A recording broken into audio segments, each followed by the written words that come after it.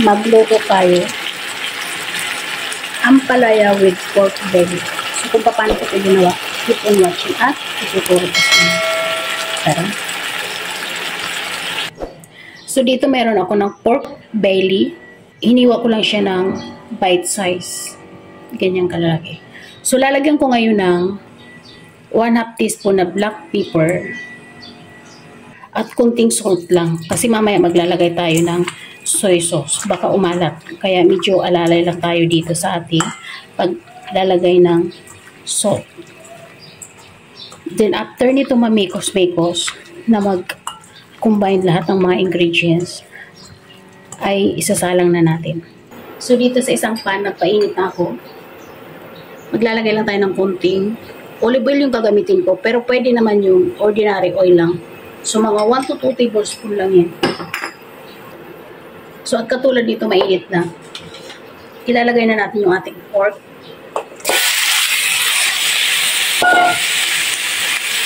Ipa-fry muna natin siya. Hahaluin lang natin.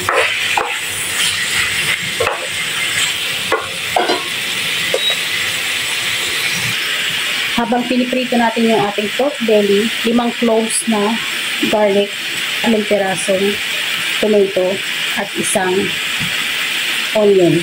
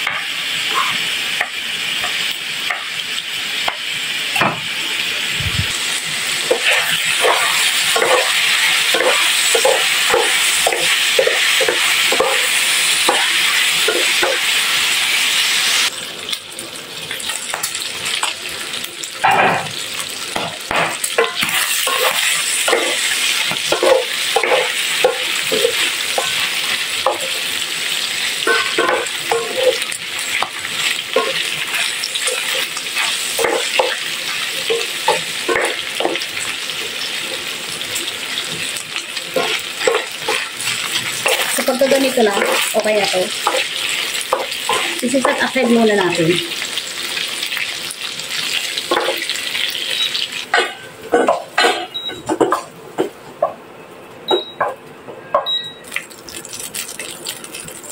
So, iniwan ko lang yung oil niya. Unahin natin yung ating oil.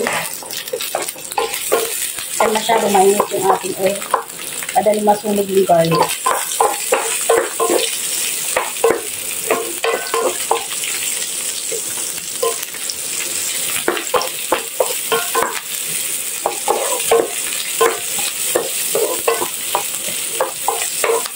Next natin yung ating garlic. Season lang natin. Salt, black pepper.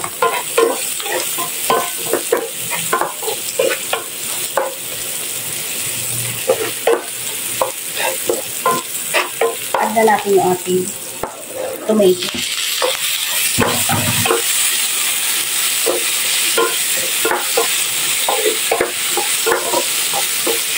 Lutuin muna natin yung ating tomato hanggang sa lumambot. Add na natin yung ating prinitong pork belly. Haluin lang natin.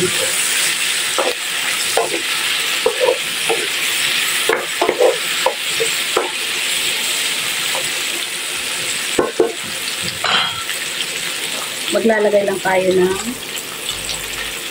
2 tablespoons na soy sauce.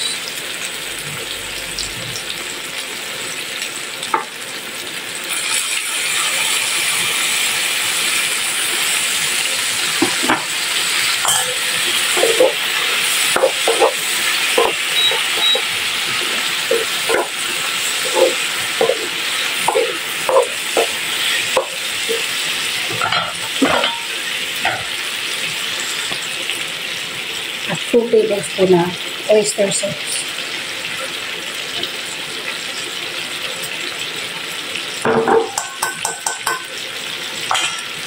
At haluin ulit natin.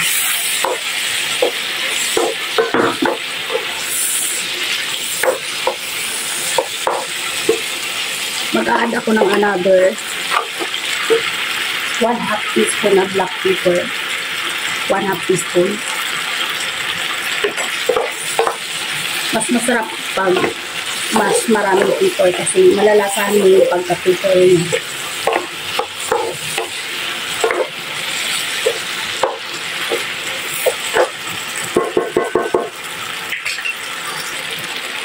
One tablespoon of sugar, brown sugar. Mix lang natin. 1 teaspoon na seasoning granules.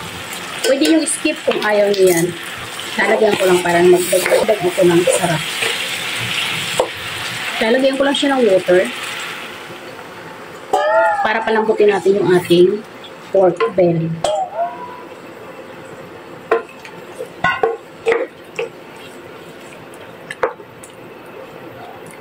Cover muna natin at ilulo natin yung ating heat. So ito, dalawang ampalaya.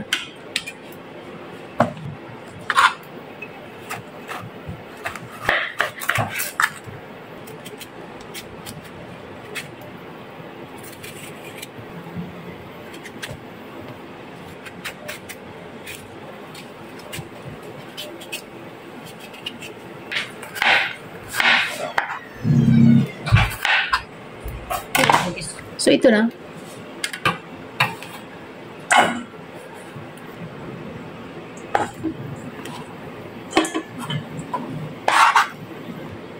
Lalagyan ko lang ito ng salt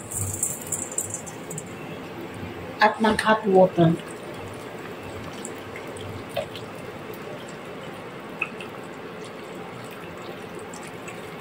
Babad ko muna ito dito.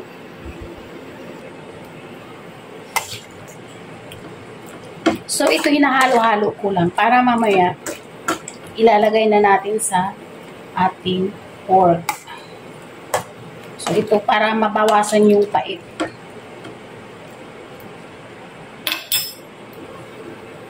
So, i-check na natin yung ating pork. Mukhang okay na to. Chinik ko na to kanina.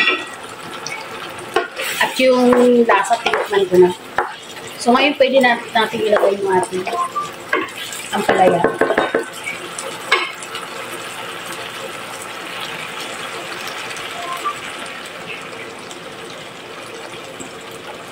At dahil binanlian na natin yung ating ampalaya, saglit na lang luto na. I-cover ko lang. 3 minutes lang. Open na ulit natin.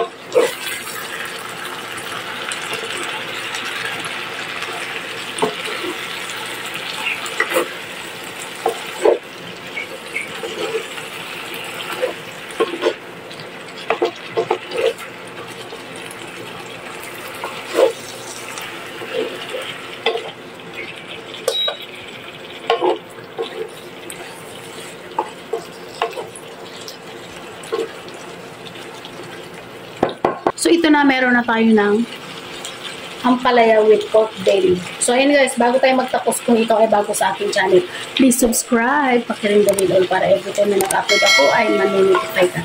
At paki-follow ako sa aking Facebook page, Hilda Kitchen Vlog. Maraming salamat sa inyong panonood at sana magkita-kita pa tayo sa ating mga next video. So, bye!